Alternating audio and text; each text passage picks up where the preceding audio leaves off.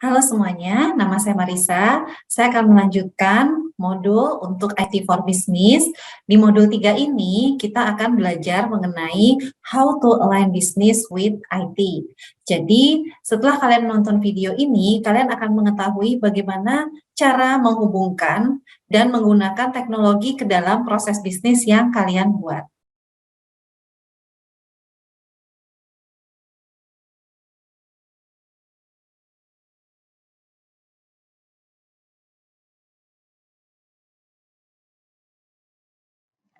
Hal ini tentunya sesuai dengan section goal dan modul goal-nya, di mana goal-nya adalah bagaimana kalian bisa mengimplementasikan teknologi ke dalam proses bisnis. Nah, dalam kehidupan kita sehari-hari, kita seringkali melihat penggunaan teknologi. Dari mulai kita bangun sampai kita tidur kembali, nah banyak sekali teknologi-teknologi yang kita lakukan dan juga kita lihat orang lain melakukannya. Contohnya di sini kita melihat FedEx, bagaimana mereka menggunakan aplikasi dalam sistem informasi untuk track rute pengirimannya. Jadi kalau di Indonesia biasanya kalau misalnya kita mengirim barang, kita bisa langsung masuk ke websitenya JNE untuk tracking. Tapi untuk yang FedEx ini dia bisa online tracking. Seperti jika kita mengirimkan paket melalui GoSend, misalnya di aplikasi Gojek. Nah itu kita bisa men-track sudah sampai di mana.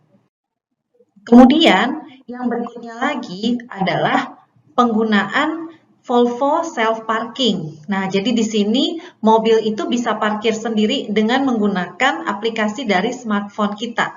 Nah, tentunya di sini lebih canggih lagi ya. Nah, ini adalah contoh penerapan teknologi di dalam proses bisnis. Kemudian penggunaan teknologi ini tentunya tidak terlepas dari adanya teknologi disruption. Apa sih teknologi disruption?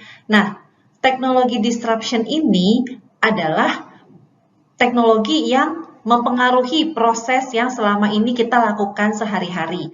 Contohnya, di sini kalau kita lihat datanya, pengguna dari internet, pengguna dari mobile phone ini sudah sangat banyak sekali hingga mencapai lebih dari 60% seluruh populasi manusia di dunia.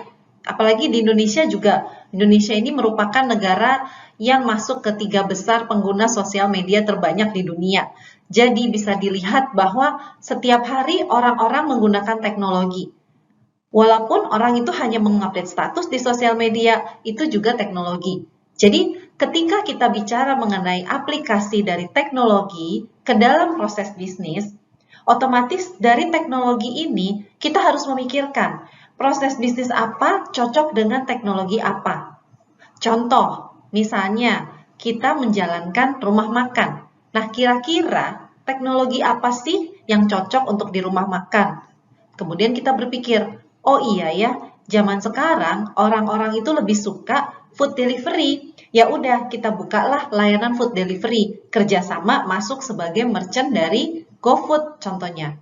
Itu adalah contoh strategik penerapan dari implikasi teknologi itu ke dalam proses bisnis.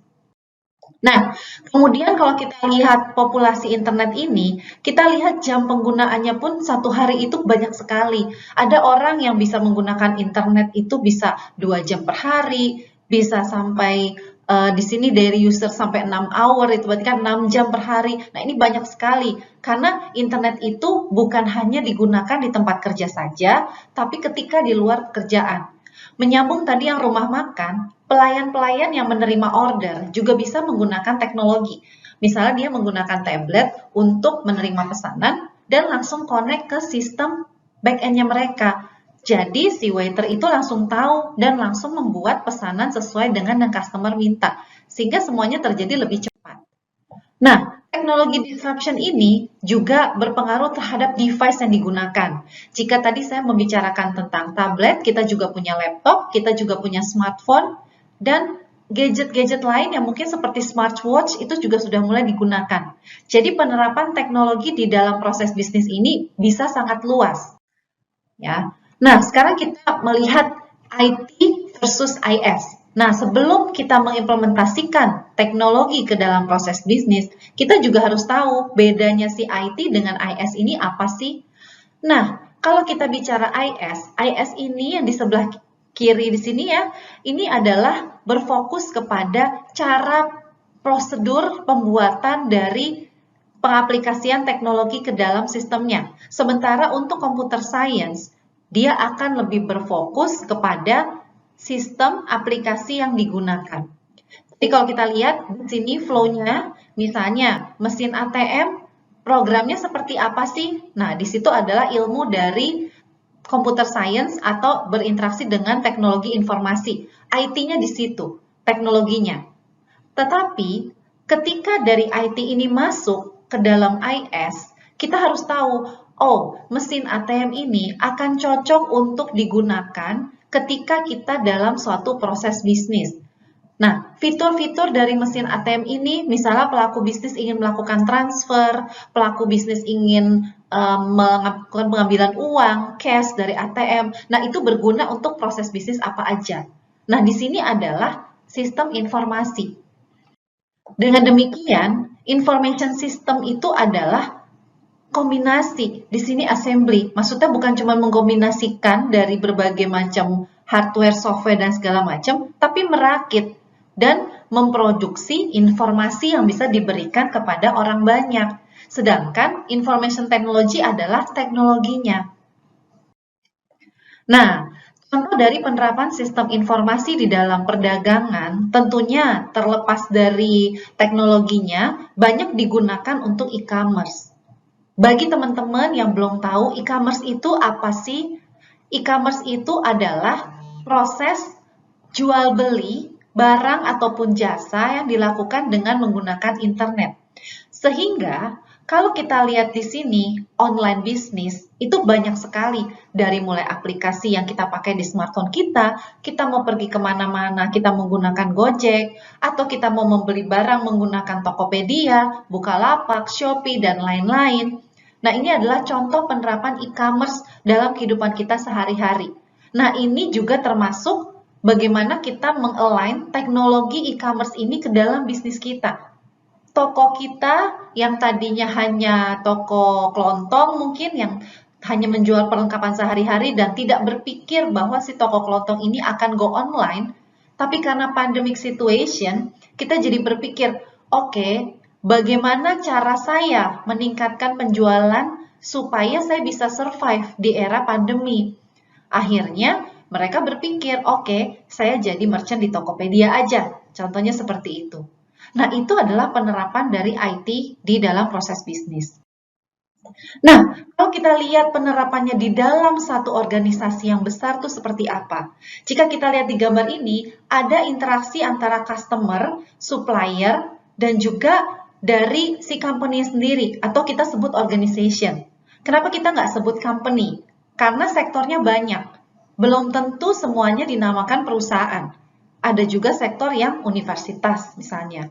Atau perusahaan pun ada perusahaan barang, perusahaan jasa, asuransi, ada banking juga. Banyak sekali. Jadi penggunaan dari sistem informasi di dalam suatu organisasi ini harus dilihat sesuai kebutuhannya. Bagaimana caranya kita bisa melihat koneksi kita dengan supplier, koneksi kita dengan customer. Nah, itu adalah hal-hal yang perlu kita terapkan teknologi. Supplier bisa melihat secara otomatis stok produknya mereka di kita. Contohnya seperti itu. Nah, jadi ini adalah bagaimana cara kita berkolaborasi dengan customer. Kita menggunakan customer relationship management misalnya. Untuk berinteraksi dan pada saat mereka bertransaksi, kita bisa tahu tren transaksi seperti apa. Si A suka beli produk apa. Dalam waktu seminggu dia bisa login online shop berapa kali, e-commerce berapa kali, masuk ke kategori apa. Nah, itu adalah cara kita untuk melakukan align dari sisi teknologi ke dalam bisnis. Kita menggunakan teknologi Customer Relationship Management, kita capture customer yang ada di internet, customer yang datang langsung ke toko, dan kita bisa tahu si customer ini melakukan apa dan membeli apa, produk apa sih yang mereka inginkan. Kira-kira demikian pemaparan saya untuk bagaimana kita align IT with business, dan ini adalah beberapa referensi buku yang saya gunakan. Semoga jelas, bermanfaat. Terima kasih atas perhatiannya. Sampai jumpa.